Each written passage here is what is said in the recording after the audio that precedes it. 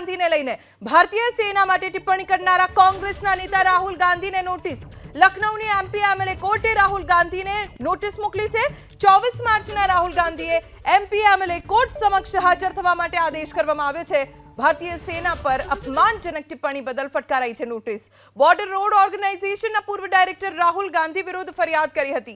16 December 2022માં Bharat જોડો યાત્રા દરમિયાન સેના ઉપર રાહુલ ગાંધીએ ટિપ્પણી કરી હતી, જેને લઈને રાહુલ ગાંધીને 24 માર્ચે એમપી એમએલએ કોર્ટમાં હાજર થવા માટે ફરમાન કરવામાં આવ્યું છે। રાહુલ ગાંધીને લઈને ભારતીય સેના માટે ટિપ્પણી કરનારા કોંગ્રેસના નેતા રાહુલ ગાંધીને નોટિસ। લખનૌની એમપી એમએલએ કોર્ટે રાહુલ ગાંધીને નોટિસ મોકલી છે। 24 માર્ચના રાહુલ ગાંધીએ એમપી એમએલએ કોર્ટ સમક્ષ હાજર થવા માટે આદેશ કરવામાં આવ્યો છે।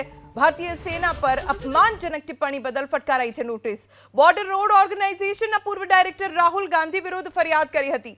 16 ડિસેમ્બર 2022માં ભારત જોડો યાત્રા દરમિયાન સેના ઉપર રાહુલ ગાંધીએ ટિપ્પણી કરી હતી, જેને લઈને રાહુલ ગાંધીને 24 માર્ચે એમપી એમએલએ કોર્ટમાં હાજર થવા માટે ફરમાન કરવામાં આવ્યું છે।